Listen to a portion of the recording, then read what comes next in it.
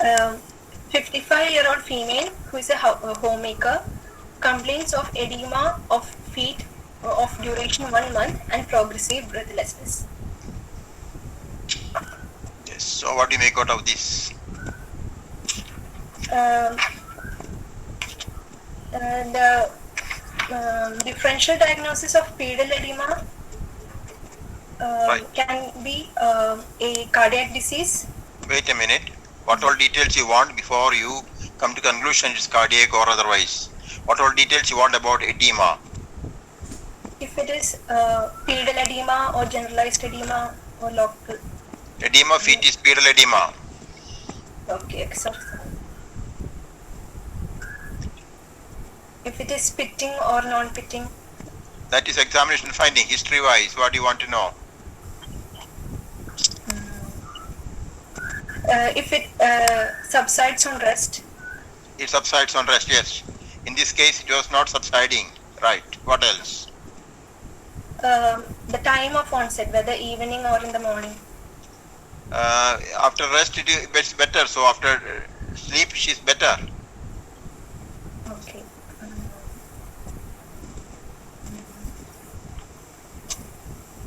Okay. Come to differential diagnosis of edema feet. What all possibilities come to your mind?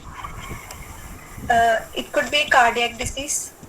What are the features of cardiac edema? It is a dependent edema like pedal edema. Yes. If it is due to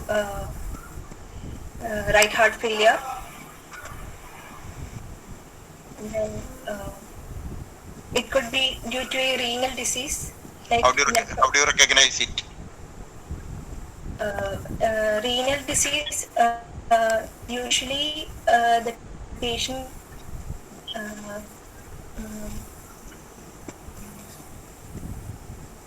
it could be in the morning. On waking up, there will be angle edema or facial puffiness. So facial puffiness is a characteristic feature. Frothy urine is the next feature. And then subsequently, edema of the feet is very characteristic. Any other cause of edema other than these two? It could be due to a hepatic disease. So how do you recognize it? There will be stigmata of liver disease. That is only on examination. History wise, what will you do? You see, history of edema is very important. If the ascites starts first, subsequent edema you think of hepatic. It starts on the face, subsequently all over is suspect. It is renal. If there are associated dyspnea, palpitation, chest pain, and maximum in the evening, you suspect cardiac edema. Other than these three other causes of edema? It could be due to drugs like calcium channel blockers. Calcium channel blocker, yes. Then due to hypothyroidism. Hypothyroidism. No, drugs, you tell the list of drugs. Other drugs producing edema? NSAIDs. NSAIDs, very good. Any other anti-diabetic drug producing edema? Pioglitazone. Do you have anything else in your mind when you say about edema? Steroids. Steroids. So the varieties of drugs can produce edema feet. So that has to be thought of. So here given 5 different diagnoses now: hypothyroidism, drugs, cardiac, renal, and hepatic edema. Hypoproteinemia of any cause can produce edema. And this special progressive breathlessness, how do you approach that? Progressive breathlessness can be due to pulmonary hypertension. Pulmonary causes are well known to produce breathlessness, but they will be associated pulmonary symptoms like cough, wheeze, dyspnea, expectoration, hemoptysis. Cardiac cause of breathlessness will be characterized by Cardiac causes exertional dyspnea. exertional dyspnea, orthopnea, palpitations, paroxysmal nocturnal or dyspnea. nocturnal dyspnea. Other symptoms of cardiovascular system disease. Any other cause for breathlessness other than these two? It could be due to valvular heart disease, like mentioned before. When you say cardiac, everything is included. When you say respiratory, everything is included. Other than these two systems, Then severe anemia can cause anemia can produce cause. Excellent. Any other? cystic fibrosis. So respiratory complaints you have to ask in this case, cardiovascular complaints you have to ask in this case, endocrine, renal, drug induced, and of course details of edema, and you have to analyze dyspnea. History of this patient continues. So we have taken the further history, past history, family history, personal history, review of systems, and this is what happens. Read it, please. There is progress. The symptoms are progressive and insidious in onset. There is a bloated feeling. She's tired, lethargic, disinterested. There is menorrhagia, constipated with anorexia. There is difficulty to talk, partially deaf, and tingling of bilateral hands. So you analyze each one of it. So progressive insidious onset we already discussed. Bloated feeling. What do you think about that?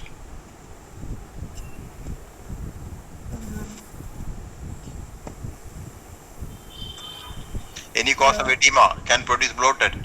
She's tired, lethargic, and disinterested. Together, what all things come to your mind? Hypothyroidism. Hypothyroidism. Then Why they are disinterested? Are they disinterested? lethargy, due to lethargy. There is Lethargy is different from disinterested. Okay. How do you account for menorrhagia?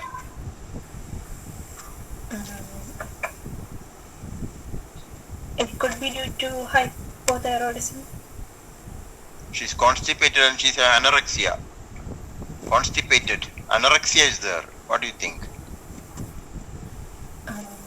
Constipation is also a feature of hypothyroidism.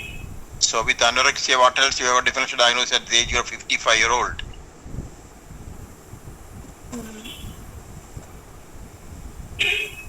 Malignancy. Which malignancy present like this?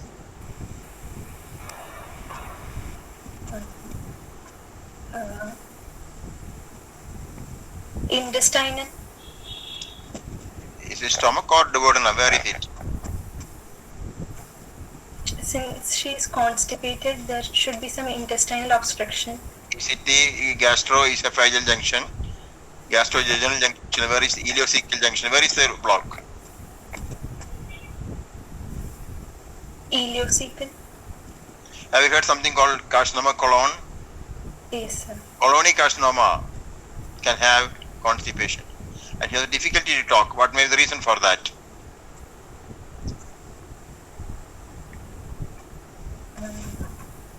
Can breathlessness make somebody find it difficult to talk? Yes, sir. Yes. So what other possibilities are there? Somebody is not able to talk. Difficulty to talk. Hypothyroidism. Why? Why the difficulty to talk? There will be hoarseness of the voice. Hoarseness is different from difficulty. What is difficulty? When somebody They are finds, getting dyspneic on talking, on exertion. oh, that is different. When somebody is not able to talk properly, fluently, what possibilities comes to your mind?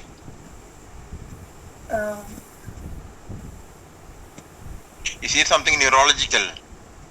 Could be, yes, sir. It could be a neurological symptom. What? Dysarthria. Due to what?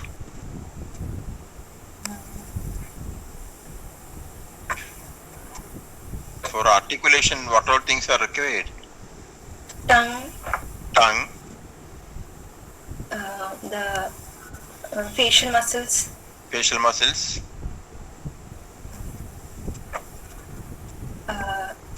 And nasal tone. You require muscles of mastication.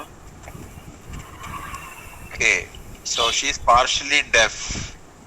What may be the reason? It may be anything else. Okay, and she has got tingling of bilateral hands. Want to ask more questions about it?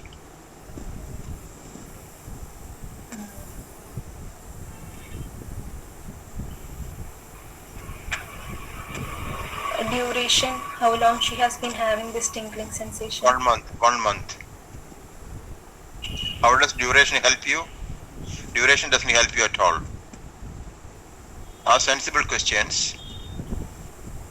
What all possibilities comes to your mind when somebody was tingling and numbness of both hands?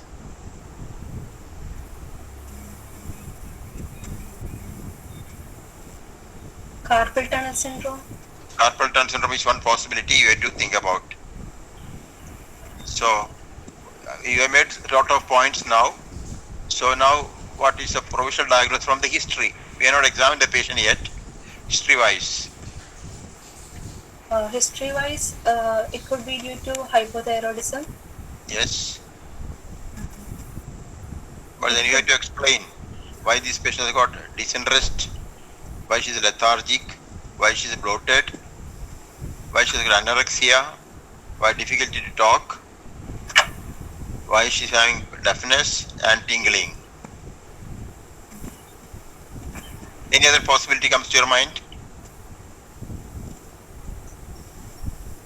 Carcinoma colon. Carcinoma colon. That makes you deaf. That makes you have tingling both hands. No, sir. That gives you menorrhagia. On examination, we have got few findings. These are findings. Please read. She is obese, pale, and What is the difference between pallor and anemia? pallor is a sign and anemia is a clinical finding. Say again. Pallor is a Sign, sign and anemia is an investigatory finding. laboratory finding. Okay, that's fine. That makes sense. And okay, please read rest of it. She is obese, pale, and there is minimum edema. Her vitals show pulse rate 59 per minute, blood pressure 140/80 millimeter of mercury, respiratory rate 14 per minute, and she is febrile. So, where are we now?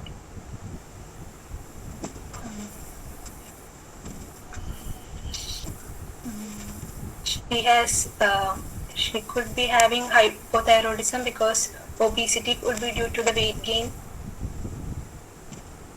Can obesity be due to Cushing syndrome? Yes, sir. Then there is bradycardia, What is bradycardia? less than 60 per minute. So, what are the causes of bradycardia? Bradycardia could be due to hypothyroidism. It could be also seen in normal individuals who are like heavy work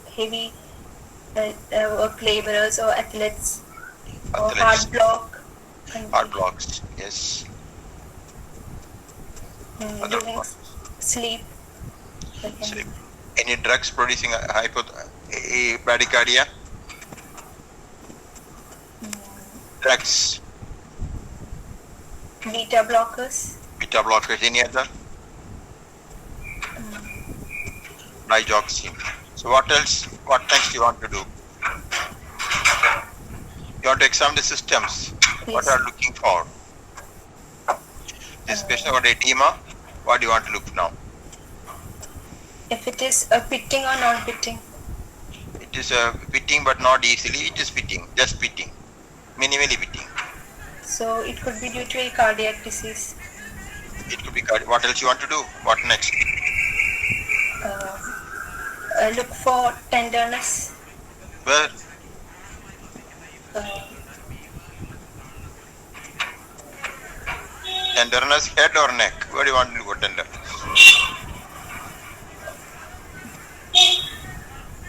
and then we have to examine the if the skin feels cold and dry. That is not nothing specific about it. Your system examination. What do you want to look now?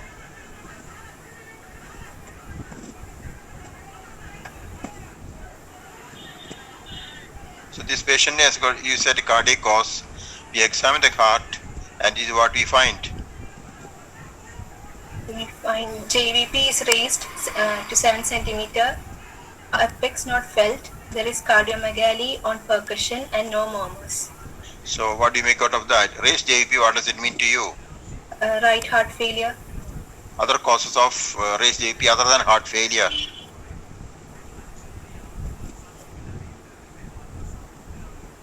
What is the difference between neck veins of superior venous obstruction from neck veins of heart failure? The pulsations will not be seen Okay. in superior So, vena cava. other cardiac causes of raised JVP other than heart failure? Tricuspid valve lesions. Any other? Have you heard something called as constrictive pericarditis? Yes, sir. Pericardial effusion? Yes, sir. Pericardial tamponade? Yes, sir. Yes, so sometimes pneumothorax, tension pneumothorax, Yes, and sir. fluid overload status. Okay, this patient's apex beat is not felt. Before that, which vein you are looking for JVP? Jugular venous, Which jugular vein you are looking for? the right side.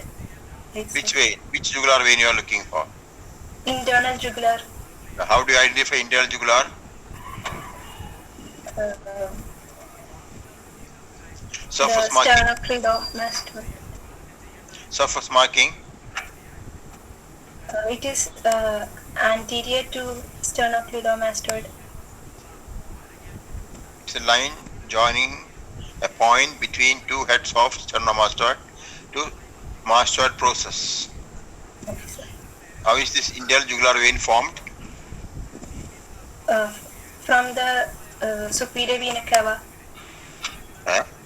So it's going upwards. Eh? Sorry, sir.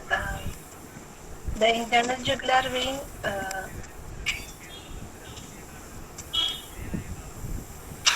It's a continuation of sigmoid sinus through the jugular foramen downwards. Okay. Apex not felt. What's your differential diagnosis? Constructive pericarditis.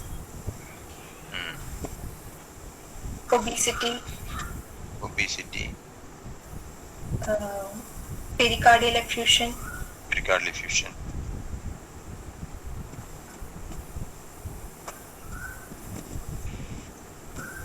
Other possibilities. Apex may be on the opposite side. He may be having emphysema. The apex may be behind a rib. Okay, sir. Okay. And he has got cardiomegaly on percussion. Cardiomegaly can be due to left ventricular failure.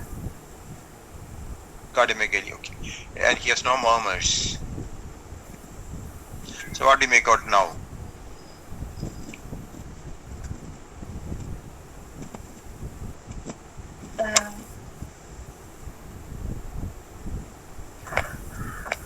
Could be due to In other words, we are discussing a case of murmurless cardiomegaly. pericardial effusion. Pericardial effusion is murmurless, and severe valvular lesions or calcified valvular lesions. Sometimes you may not get any murmur, but you may get okay. People who are going for heart failure following myocardial infarction, sometimes there may not be murmur, but there may be cardiomegaly. You do want any more information in this patient?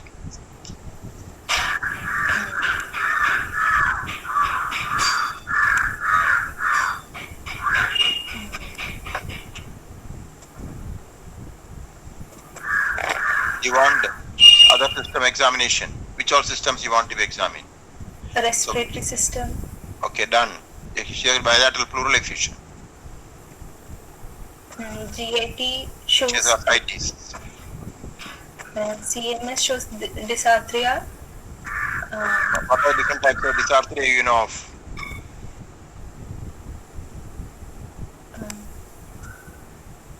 Any specific dysarthrias you can tell now? Spastic. Spastic dysarthria, very good. Which condition?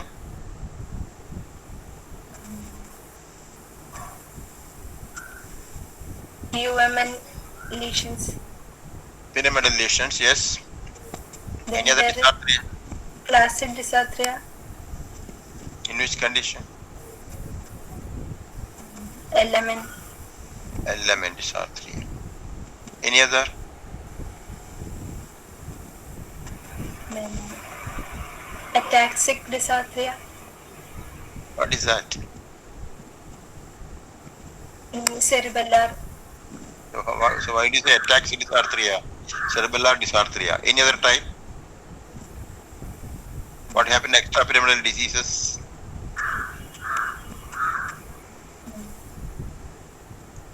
Global. Cranial nerve examination. What are findings you got here?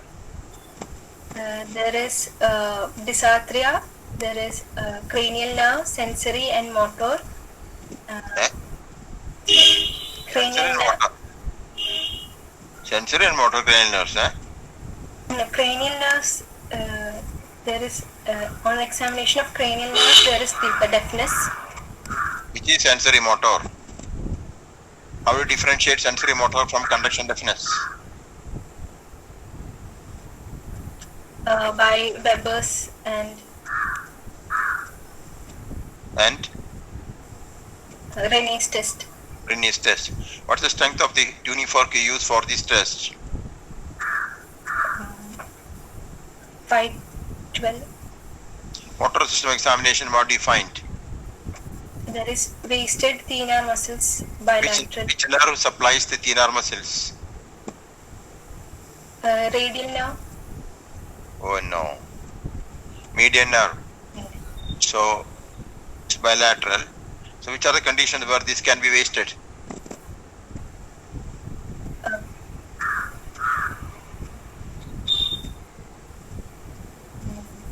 Carpal tunnel syndrome. Carpal tunnel syndrome. Yes, okay. And this patient has got minimal ataxia. Questionable ataxia is there. So how do you differentiate sensory ataxia from cerebellar ataxia?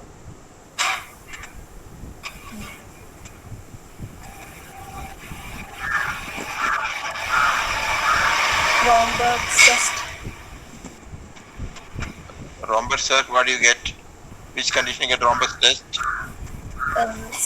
Cerebellar ataxia. The Romberg sign is a sign of posterior colon sensation, not of cerebellar signs. And he has got diminished sensation on the thumb. What is the dermatome supplying thumb? C6. Which nerve supplies this area? No. Median nerve. Median nerve. So what is your interpretation so far with the system examination? You got findings of all systems now. Whichever system you wanted, it's all provided to you. Yes, sir. Pardon? So it could be an endocrine disorder. An endocrine disorder. Cushing syndrome. Hypothyroidism. Why do you think so?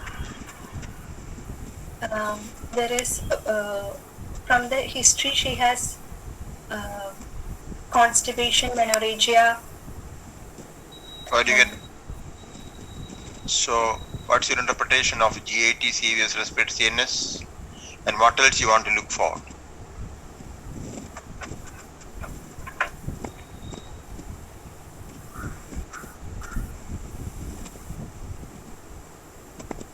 said you think of hypothyroidism. What do you want to look for now? Whether there is cold intolerance. That is a symptom, not a sign, and that's more commonly seen in countries where there is winter. We don't have winter, so patients usually do not tell us. Textbooks written by Western authors describe it because they got severe winter. The patient say, I cannot tolerate winter. Same thing in northern part in India, but not in Kerala. Okay, sir. We should look for any thyroid swellings, neck swellings. Thyroid swelling is called goiter. So you are looking for goiter. Yes. What else you want to look for? In GIT examination, we can look for any. Look for any? Pulsatile liver. Which condition you are thinking about in pulsatile liver?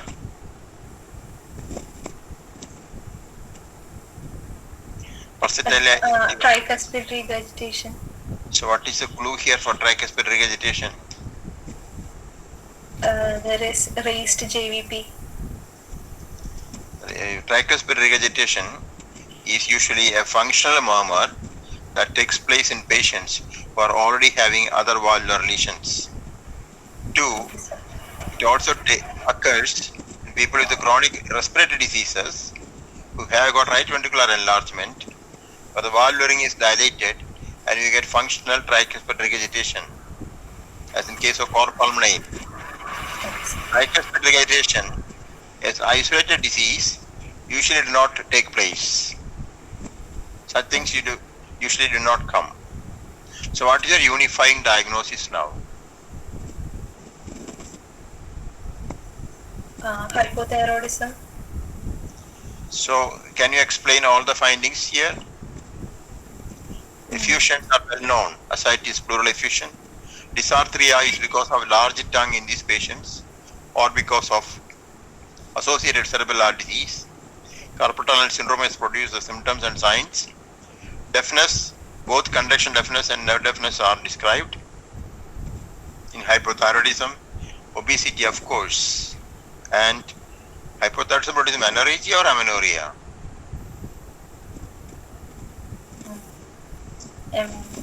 Menorrhagia. Menorrhagia. So all the history, all the findings given to you are supportive evidences for hypothyroidism.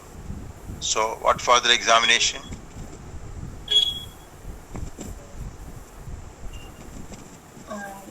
So he has got painless goiter. This lady has got a painless goiter. Tell me conditions where you get goiter and hypothyroidism, and what are the cause of hypothyroidism without a goiter?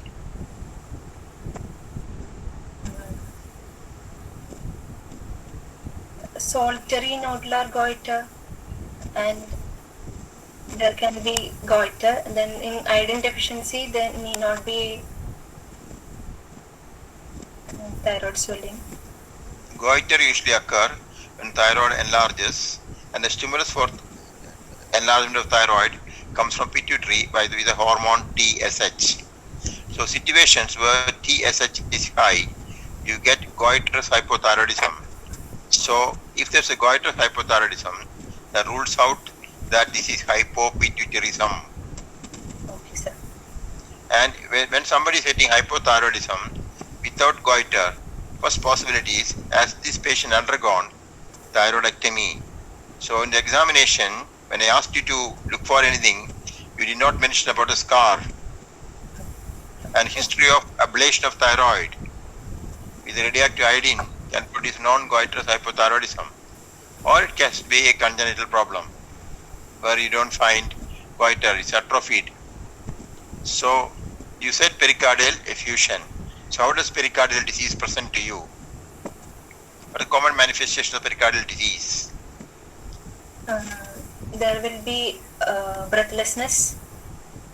They take 4 different patterns: simple pericarditis, pericarditis with effusion, tamponade, and sometimes with the constriction. So how do you recognize pericarditis? How do they present? There will be Catching type of pain. So where do they have pain? Which part of the body they got pain? Retrosternal. Retrosternal. So what other conditions can mimic it? Myocardial infarction. Myocardial infarction, yes. Anything else?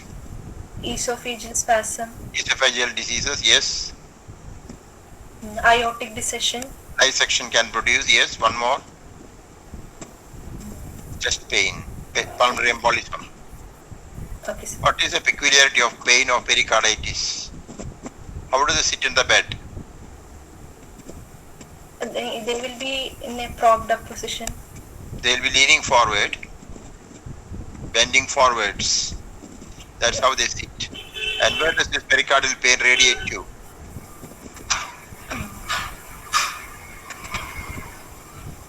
To the back. It radiates to the upper border of the trapezius muscle.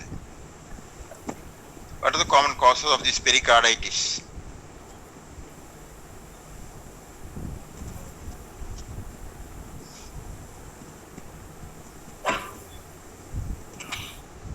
Viral disease, infection.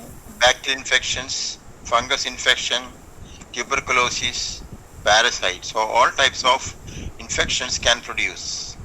Other causes of pericarditis, post-infective states like rheumatic fever, Okay, sir.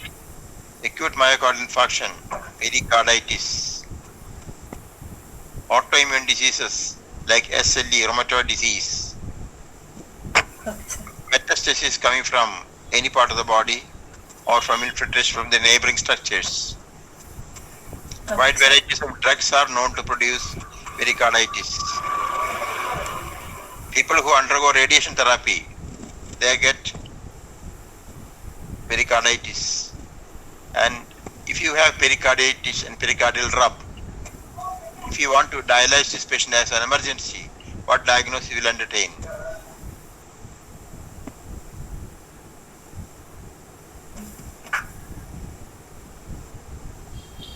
That means the patient is in renal failure. This is one of the indications to do emergency dialysis. And of course, hypothyroidism, you are talking from the beginning, hypothyroidism, that can also produce. So there are wide varieties of causes. How do you treat a case of viral pericarditis? It is So- How will you differentiate pericarditis from myocardial infarction? What investigation you want? Cardiac biomarkers. Suppose sometimes pericarditis is associated with some inflammation of the adjacent myocardium, myopericarditis. Then you can have elevation of biomarkers. Any other simple investigation can you do? ECG. How does it differ from myocardial infarction? There will be no prominent A waves Yeah. because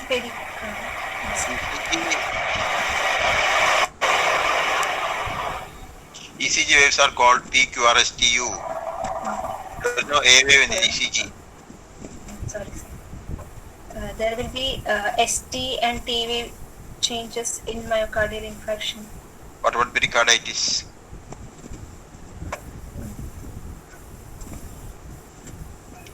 Pericarditis, you get elevation of ST with a concavity. In myocardial infarction, there's convexity or coving. Pericarditis is a universal problem, so all the leads will show changes. Myocardial infarction changes will be pertaining to that particular area of myocardial infarction. Reciprocal changes are characteristic of myocardial infarction. Such changes are not expected in case of pericarditis. Lead AVR characteristically shows ST depression and PR elevation in case of pericarditis. Commonly tropi or biomarkers are normal, but if there's myopericarditis, there can be elevation of biomarkers. And if usually white cell count will be very high, ESR will be high, CRP will be high, relative points in favor of pericarditis. So what about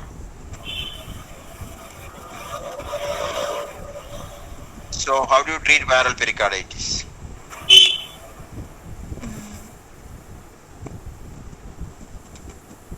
Treatment is non-steroidal anti-inflammatory drugs and colchicine. Now, you said this patient got pericardial effusion. What are the features by which you said there is pericardial effusion?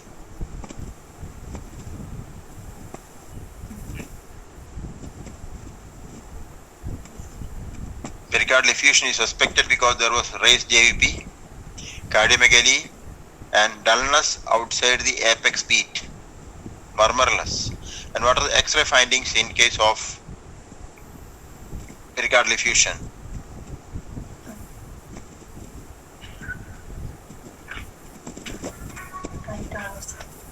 One is cardiomegaly, two is well circumscribed or well defined edge of the heart border, well defined like a sketch, and then the shape of the heart may be mimicking a flask as you have seen in your chemistry laboratories. Okay, sir. Flask shaped heart. And what do you expect to find the ECG? Since there is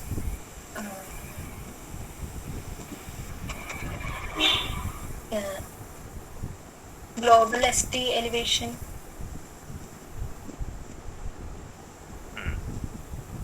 Yes, you can have global ST elevation. That's right. And then we expect some tachycardia also. Echocardiogram, what do you expect to find? Outside the cardiac shadow, there may be another shadow of the fluid.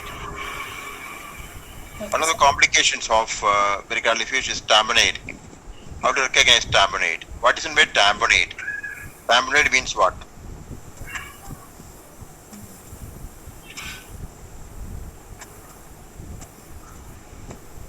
It's like a tight covering. It's like a tight covering. That's right. So what all things happen? How do you clinically recognize it? Kussmaul's breathing. Kussmaul's breathing? No. So you have tachycardia, you have hypertension, your pulsus paradoxus, raised JVP, and echocardiogram wise, during inspiration you find right side chambers collapses. So what you find here is basically a group of symptoms and signs. Low blood pressure with raised JVP. What are your differential diagnoses? Cardiac tamponade is an emergency. You tap the fluid, patient survives. Otherwise, the patient dies. So you are expected to know about it. So what are the differential diagnoses you will entertain in such a scenario?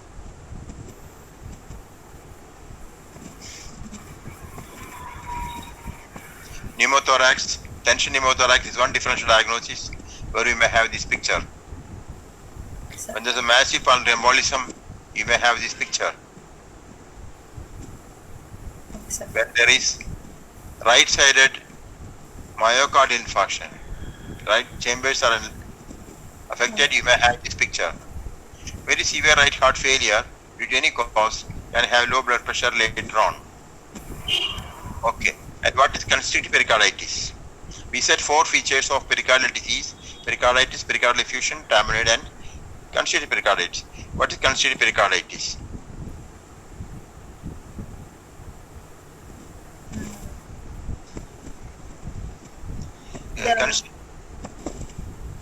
Yes.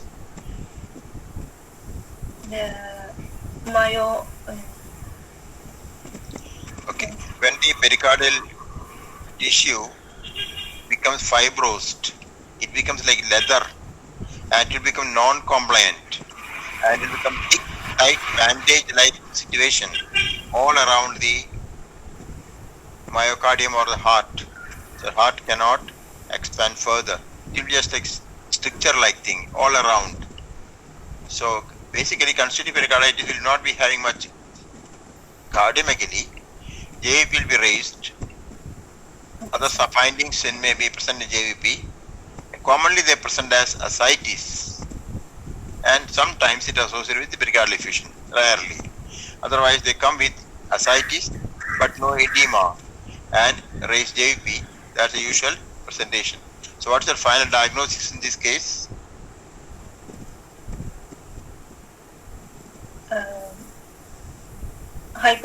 Primary hypothyroidism manifesting as Primary means the problem is inside the thyroid gland. thyroid gland. So, in response to that, pituitary is trying to secrete more and more TSH, Okay. which produces the thyroid enlargement. So that is produced edema-like appearance. Why there is edema-like appearance?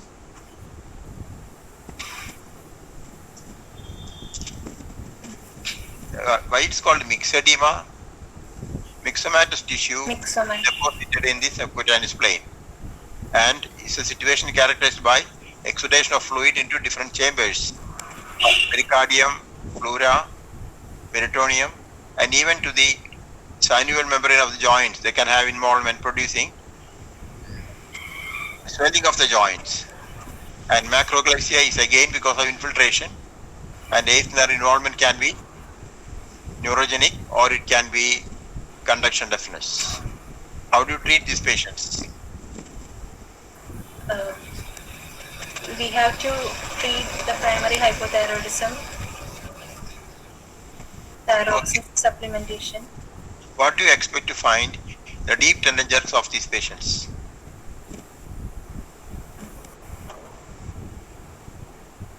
Slow, they will Slow contraction or slow relaxation? the reflexes will be slow relaxation. Slow relaxation. Okay. Is there a JR there today? Who is there? Abhishek, sir. Abhishek. Okay. Tell me about the starting dose of thyroxine in a patient with hypothyroidism. How much you'll start? It can start 12.5. For adults, you start with 1.6 microgram per kilogram body weight. But if the patient is known to have coronary heart disease, some other heart disease, or old person, you may start lesser amount of thyroxine. How long you treat? Lifelong, sir. How will you monitor the case? 6 months, we should monitor. 6 weeks. What will you monitor? TSH level, sir. TSH levels. Why you say 6 weeks? Why the criteria 6 weeks? You are right. Because the half-life of thyroxine is Half-life. 6 weeks. 6 weeks. That's why you are giving. What is meant by subclinical hypothyroidism? There will be symptoms will be present, but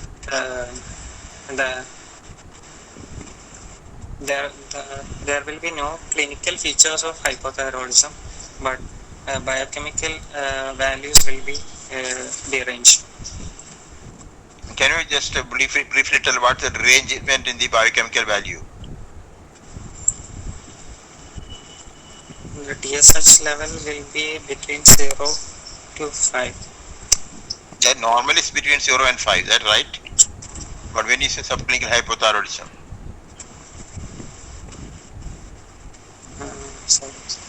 subclinical hypothyroidism is suspected when T4, T3 are normal, but TSH is above the normal range, above 5. Okay, sir. So what will you do for those patients?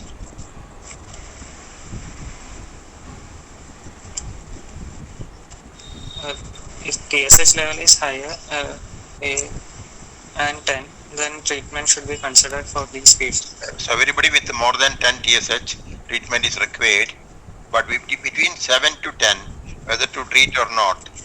So principle is always to treat young people in this age group. Okay, sir. Others, questionable, you follow up now and then and see what is happening. Subclinical hypothyroidism is also treated if the patient is having infertility for any reason.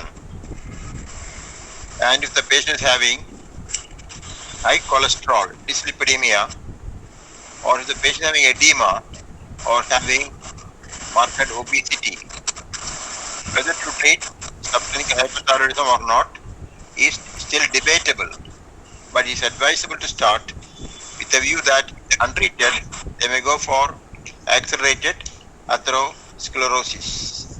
That's why commonly they are started on treatment. Okay, sir. I think we had an extensive discussion. Actually, pericardial effusion itself is a big topic.